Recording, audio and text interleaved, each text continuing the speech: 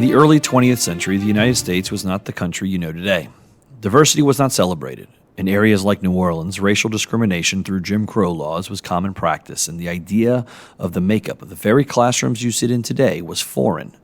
The United States saw segregation in every aspect of life, including in its military. African Americans were restricted to support roles like cooks, truck drivers, maintenance crews. In 1941, the nation was at peace, while much of the world had been engulfed in a global conflict that would eventually be known as World War II. All of that changed on December 7, 1941, a date, as Franklin Roosevelt put it, that lives in infamy. When the Japanese attacked Pearl Harbor on the morning of December 7th, Dory Miller was a cook on board the U.S. battleship West Virginia. Miller was from Waco, Texas, a heavily segregated region, and was going about his normal duties when, around 7:57 a.m., the skies opened up with Japanese planes. The West Virginia was hit by 7 torpedoes. As Miller and others scrambled to battle stations, Japanese planes struck the bridge of the West Virginia. Miller was evacuating wounded soldiers from below deck when he was brought up by an officer to the bridge to help moving the ship's captain, Marvin Benion. Miller then took control of an anti-aircraft machine gun, a weapon he had never been trained to fire. Miller fired until all of his ammunition was spent, shooting down multiple Japanese aircrafts. As the West Virginia sank, Miller played a crucial role in evacuating the ship's wounded soldiers to rescue vessels. Following Pearl Harbor, Miller's story began to circulate amongst the press. Groups like the NAACP and members of Congress lobbied that Miller be recognized for heroism at Pearl Harbor. While he was recommended for the Medal of Honor, it was denied, as was every African American's recommendation throughout the Second World War. African Americans would not be awarded the Congressional Medal of Honor in World War II until almost 50 years later. Miller was, however, awarded the Navy Cross in 1942 and became the symbol of the United States Navy in its effort to recruit African Americans. Throughout the second half of 1942, Miller was back in the United States, where he was then helping raise money for war efforts. Miller became the first major figure to promote the Double V for Victory campaign, a movement that's goal was to achieve victory in war and victory at home, with the goal of ending segregation in the United States. Miller returned to service in 1943, still in a restricted capacity in the kitchen. He was killed on the USS Linscomb Bay near the Gilbert Islands on November 24th of that year. Miller's life was one that ended in sacrifice for a segregated country, but his actions inspired many to push for desegregation in the Navy and throughout the nation. Now, Miller is the face of Pearl Harbor for the United States. However, all branches of the military would still remain segregated throughout the Second World War, while groups like the Tuskegee Airmen and the Black Panther Tank Division would become famous symbols of African Americans fighting bravely for their country. The military wouldn't fight in large-scale desegregated units until the Korean War in the 1950s. Dory Miller is one of many African Americans who, despite discrimination in this country, fought and died in the service of the Second World War. What does his story tell us? What does it say about our history as a country, and about the many brave African Americans who were able to perform great deeds despite overwhelming odds? I am not black. I mean, that's what the world calls me, but it's not me. I didn't come out of my mother's womb saying, "Hey everybody, I'm black." No, I was taught to be black, and you were taught to call me that, along with whatever you call yourself. It's just a label. See, from birth, the world force feeds us these labels, and eventually we all swallow them. We digest and accept the labels, never ever doubting them. But there's one problem. Labels are not you, and labels are not me. Labels are just labels. But who we truly are is not skin deep. See, when I drive my car, no one would ever confuse the car for me. Well, when I drive my body, why do you confuse me for my body? It's my body. Get it? Not me. Let me break it down. See, our bodies are just cars that we operate and drive around. The dealership we call society decided to label mine the black edition, yours the Irish or white edition. And with no money down, 0% APR, and no test drive, we were forced to own these cars for the rest of our lives. Forgive me, but I fail to see the logic or pride in defining myself or judging another by the cars we drive. Because who we truly are is found inside. Listen, I'm not here to tell you how science has concluded that genetically we're all mixed and race in the human species doesn't exist, or how every historian knows that race was invented in the 15th century to divide people from each other and it has worked perfectly. No, I'm not here to lecture. I just want to ask one question. Who would you be if the world never gave you a label? Never gave you a box to check? Would you be white, black, Mexican, Asian, Native American, Middle Eastern, Indian? No. We would be one. We would be together. No longer living in the era of calling human beings black people or white people. These labels that will forever blind us from seeing a person for who they are, but instead seeing them through the judgmental, prejudicial, artificial filters of who we think they are. And when you let an artificial label define yourself, then my friend, you have chosen smallness over greatness and minimized yourself, confined and divided yourself from others. And it is an undeniable fact that where there is division, there will be conflict, and conflict starts wars. Therefore, every war has started over labels. It's always us versus them. So the answer to war, racism, sexism, and every other ism is so simple that every politician has missed it. It's the labels. We must rip them off. Isn't it funny how no baby is born racist, yet every baby cries when they hear the cries of another, no matter the gender, culture, or color, proving that deep down we were meant to connect and care for each other. That is our mission, and that is not my opinion. That is the truth in a world that has sold us fiction. Please listen, labels only distort our vision, which is why half of those watching this will dismiss it or feel resistance and conflicted. But just remember, so did the caterpillar before it broke through its shell and became the magnificent butterfly. Well, these labels are our shells, and we must do the same thing so we can finally spread our wings. Human beings were not meant to be slapped with labels like groceries and supermarkets. DNA cannot be regulated by the FDA. We were meant to be free, and only until we remove them all and stop living and thinking so small will we be free to see ourselves and each other for who we truly are.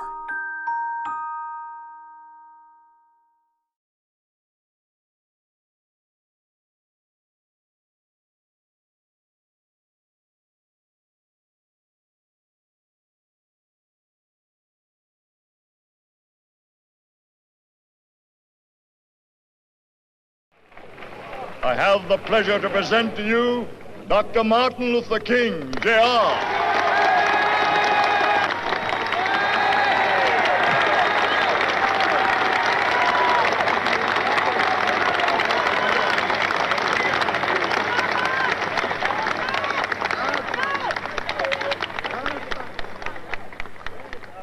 I am happy to join with you today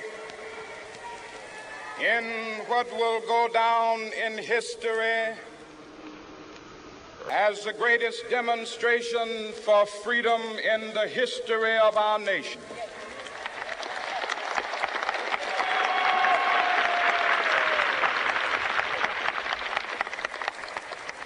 Five score years ago,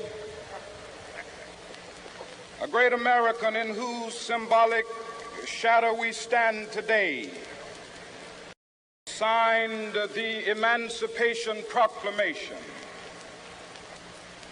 This momentous decree came as a great beacon light of hope to millions of Negro slaves who had been seared in the flames of withering injustice. It came as a joyous daybreak to end the long night of their captivity. But 100 years later, the Negro still is not free. 100 years later,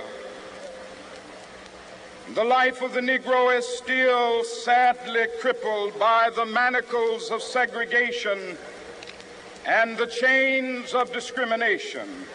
100 years later, the Negro lives on a lonely island of poverty in the midst of a vast ocean of material prosperity. This nation will rise up and live out the true meaning of its creed. We hold these truths to be self-evident, that all men are created equal.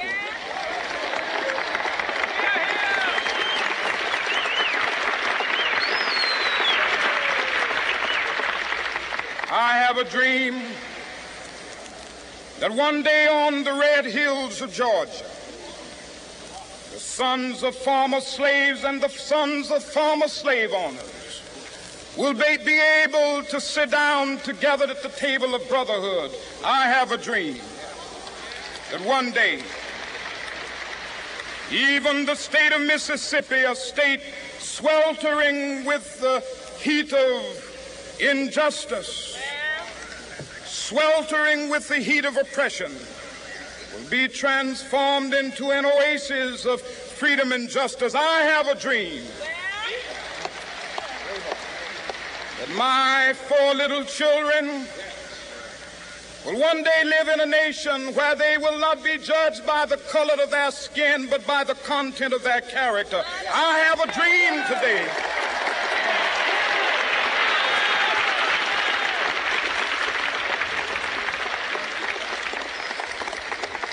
I have a dream that one day down in Alabama, with its vicious racists, with its governor having his lips dripping with the words of interposition and nullification, one day right there in Alabama, little black boys and black girls will be able to join hands with little white boys and white girls as sisters and brothers. I have a dream today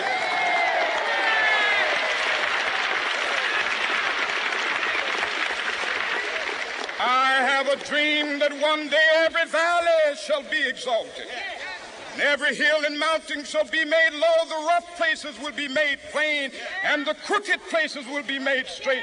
And the glory of the Lord shall be revealed, and all flesh shall see it together. This is our hope. This is a faith that I go back to the South with. With this faith, we will be able to hew out of the mountain of despair a stone of hope. With this faith, we will be able to transform the jangling discords of our nation into a beautiful symphony of brotherhood.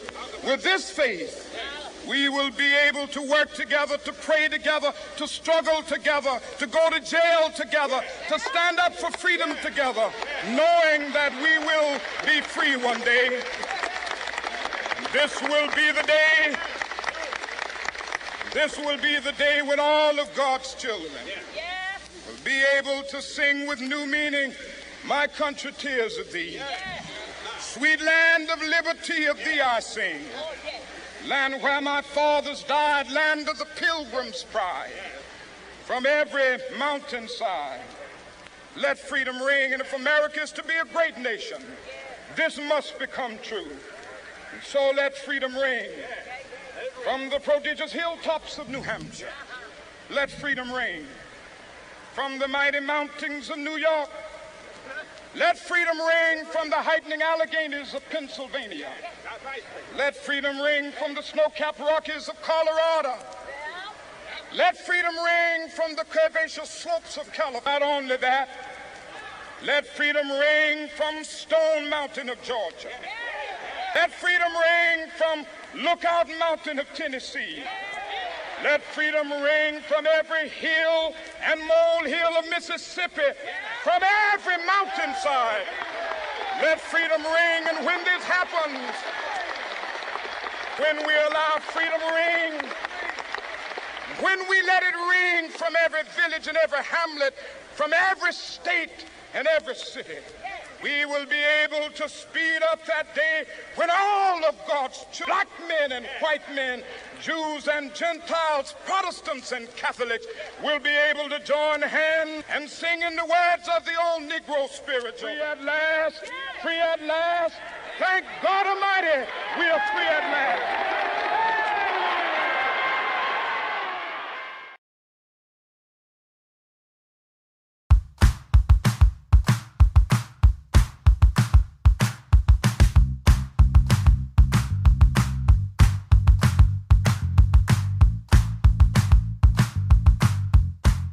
Morning Tigers are back. It's Friday, February 3rd. Let's kick off this weekend with some great announcements. Happy birthday It's my birthday, guys. It's his birthday. Thanks. That's why. Thank you, Cameron. The annual beach volleyball tournament Slam and Jam will take place March 18th at Coconut Beach in Kennewick. All area schools compete in this event at Coconut Beach. Holy Cross has 4 slots available for teams. If you are interested in competing against the other Catholic schools in volleyball, please see Mr. Ferry for a form to start a team. It is a first come, first served basis. The cost of a team is $100, so if you have 10 guys on a team, that is $10 per person. Also in March, we will be bringing back the annual Tiger Crescent Throwdown, which is our competition against Cabrini. The event will take place Friday, March 3rd at Cabrini. The event will include music, games, competitions, food, and more. Cost of the event will be $10 per person, which includes the food for the night.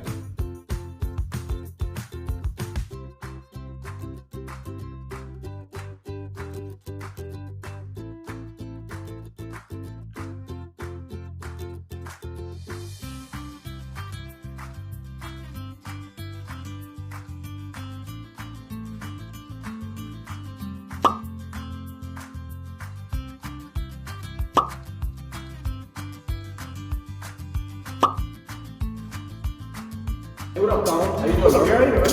All right. Have you heard about this glow-in-the-dark dance? Yeah, I heard. It's a lot cheaper than Homecoming. It's here at Holy Cross, and you get to wear a bunch of glow stuff. Don't you have like this glow-in-the-dark tie? I actually do. I got a glow-in-the-dark tie, got glow-in-the-dark socks, and I even got a glow-in-the-dark jacket.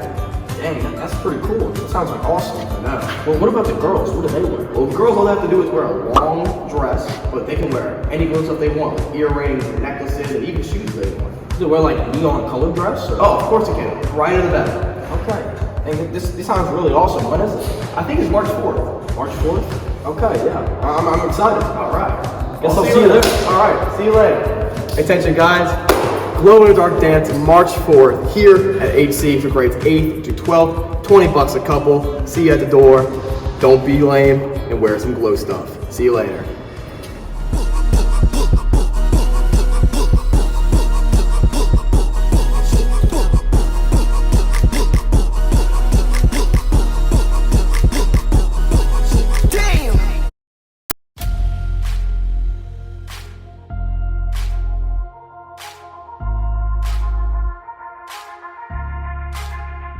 Welcome into the grotto, everybody. My name's Albert Pamela alongside my host, Sawyer Vaughn here, Morning Tigers. Here's your sports announcements for the day. Good luck to our Tiger powerlifters as they compete in the St. Amant Gator Invitational tomorrow. Tomorrow, the indoor track meet, LSU High School Chance Qualifier, will take place at 10 a.m. Good luck to our track team. On Saturday, the Holy Cross baseball team takes on Slidell High School at a scrimmage at Slidell. Today, our basketball team takes on Rummel at 4:15 p.m. is our 9th grade game. JV will tip off at 5:30, and the varsity team starts at 7 p.m. All games are at Rummel. Good luck to all the Tigers tonight. Make sure students are out there supporting their basketball team. Morning, Coach. How you doing? Hey, did you hear at next week's basketball game against Jesuit, students are invited to attempt a half-court shot during halftime. Chances are only $1, and anyone skilled enough to make the shot will win a prize. Anyone can pay to take as many chances as they wish to show up and show out. I'll be there.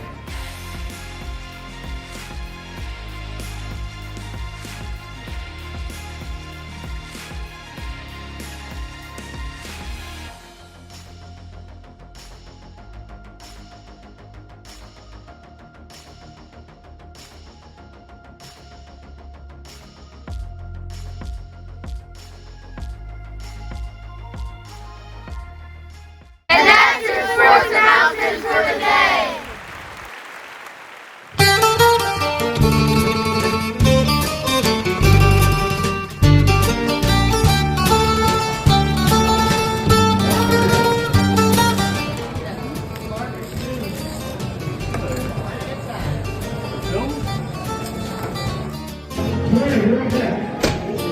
Alright guys, we have a special guest here today, Mr. Brandon Prince. Holy Cross football captain, correct? Correct. Yes sir, yeah, so it's a pleasure. Great having you on one base. So today we have a, thank you. We have a special, show what's going on over here. We got some event going on over here. It's a big day for the Holy Cross Tigers. It's a big day for the One Bite Pizza Review too. Boosh Week as well. Boosh Week as well. So today we got a special slice. We got I believe it's called the chicken barbecue. Check this out, B. Check that out. That's nice. That's nice. So Brady, have you ever tried this slice the first time? I'm not first time trying. Going in blind too, me as well. So let's start it off, simple. We're getting the cheese, the cheese stretch real quick. Oh, beautiful stretch. Look at that pull. That's a pull. That's a pull. Right there. That's a good stretch of cheese. So hey, good start off to our review, right? So, if you want to do the honors with me, we're going to check the flop. There's your slice. Now let's check our flop. Not a big flop. Oh, I got the flop. I don't got the flop. I got a mean flop on this. But check out the flop here. Check out the angle. No, but check out mine. Mine's pretty flat. This is pretty good for a pizza. I have high hopes for the slice. So guys, just to clear some things up. Last review, people were saying I gave too high a rating. I just want to let you know, clear the grounds out. This is cafeteria rating. This isn't restaurant. We're not at what is it? Fleming's.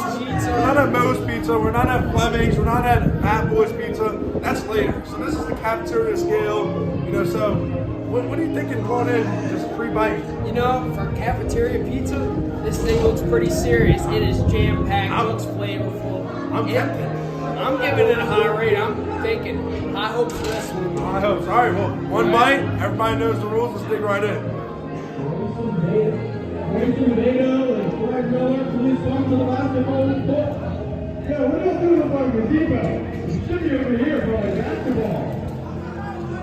That's a piece right there. That is a piece right there. That's a slice. Brady. I already got a number.